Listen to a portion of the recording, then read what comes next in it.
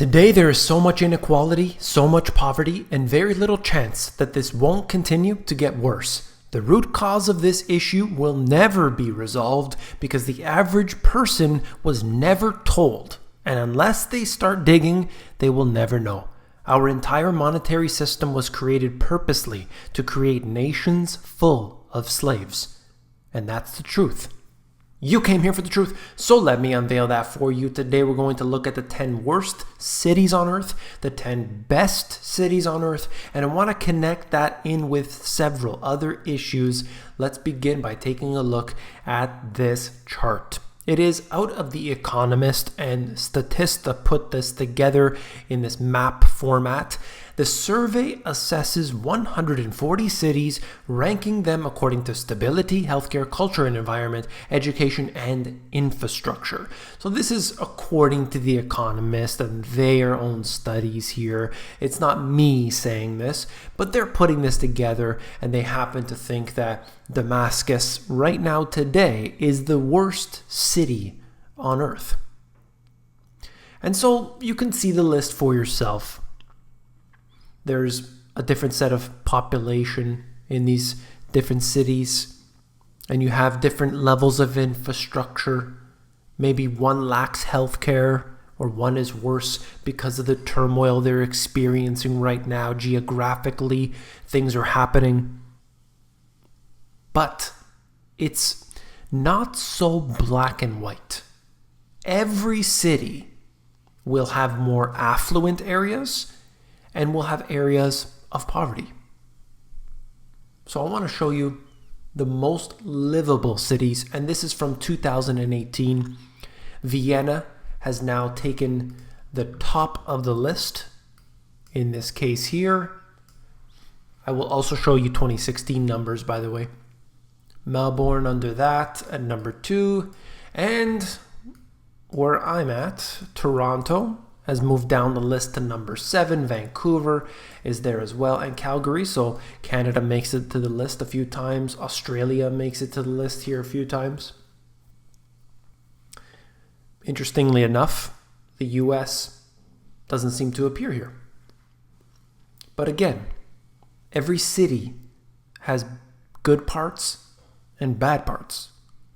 I can say that about a country as well.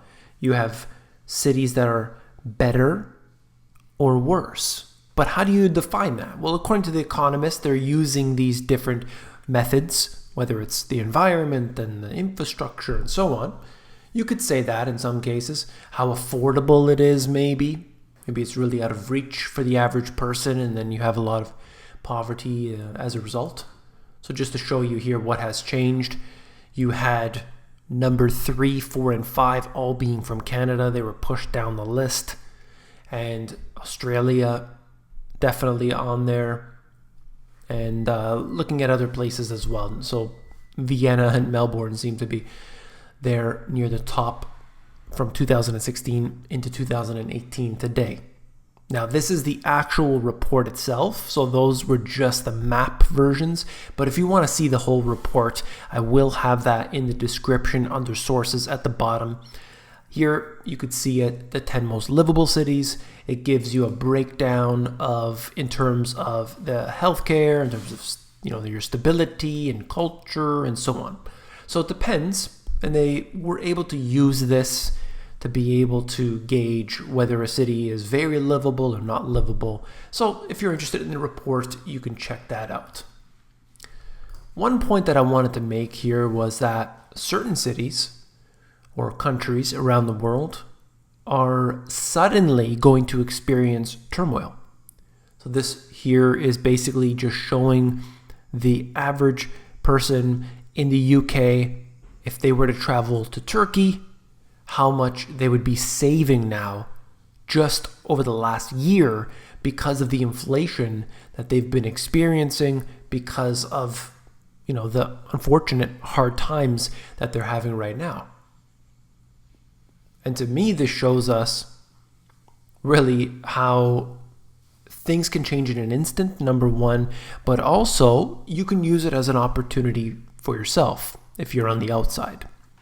So your currency versus somebody else's is really very meaningful, because in this case here, the pound is going to be worth much more than the lira, and it has changed in many of these cases. You're getting 50% discount. So looking at that, to me, just tells me a lot about the cities. So maybe you would have Istanbul wasn't necessarily on the list, that 10 worst cities in the world, but maybe they will have this, let's just say, dealing with hard times in the near future. That could be an opportunity for some, getting things at a discount, or it could be disadvantaged for the people who live there because of their currency, because it affects their markets, because it's going to affect jobs and so on. So I want you not to look just at the cities, but look a little deeper. Okay, think of the ripple effect, think of geographically, think of who they trade with, or think of it in a way to be able to, let's say, go there and take advantage of the situation, and you would be supporting them as well. Just something to think. I'm not talking about Turkey specifically. I'm just saying any country today and what you can do. I thought this was very interesting. Going to Business Insider, found this: plowing and harvesting were back-breaking toil, but the peasant enjoyed anywhere from 8 weeks to half the year off. So peasants, going back in time here, they were actually given more time off than we experience today, if you can believe it.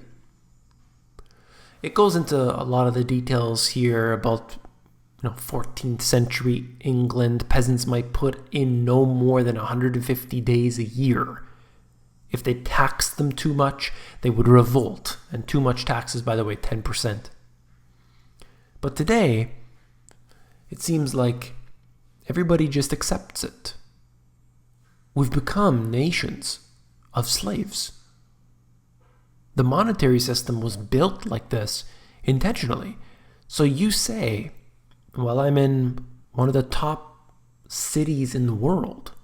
I mean, The Economist said so. Therefore, I have to agree with it. It's a fact. But who is really free? Who are the ones that are controlling everything, and we are simply just victims, watching it happen in front of our very eyes? But we're too busy. We got a 9-to-5 job. We got our 2 weeks off in the year that we can go on vacation. All right, so we saved up our money all year, and suddenly we can go on that 2-week vacation and March break and enjoy ourselves. But something's not right. And the truth of the matter is that it was designed this way intentionally. Now this is, I think it's Detroit. That's what the picture says. But look around in your city, wherever that is. I'm sure there are places that look a lot like this. Boarded up, abandoned, vandalized, graffiti, and so on. And this really just is an example of what we see all around the world.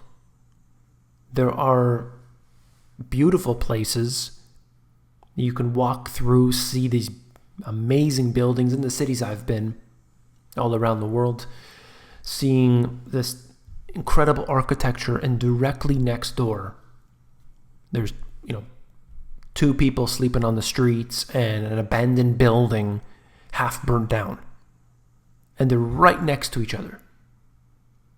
And then you walk a little bit more and you see the same unusual patterns. And this to me tells us that the way this system is built was to enrich a select few individuals, make sure they control everything, make sure they have the printing presses, and then dangle the carrot in front of the rest of the people, making them think everything is just fine, but you never quite get there. If you found this video informative, please give me a thumbs up. When you give me a thumbs up, you support the channel. I do appreciate that. And if you want the financial education that was not taught to you in school, that was kept from you intentionally, then these two books have it all.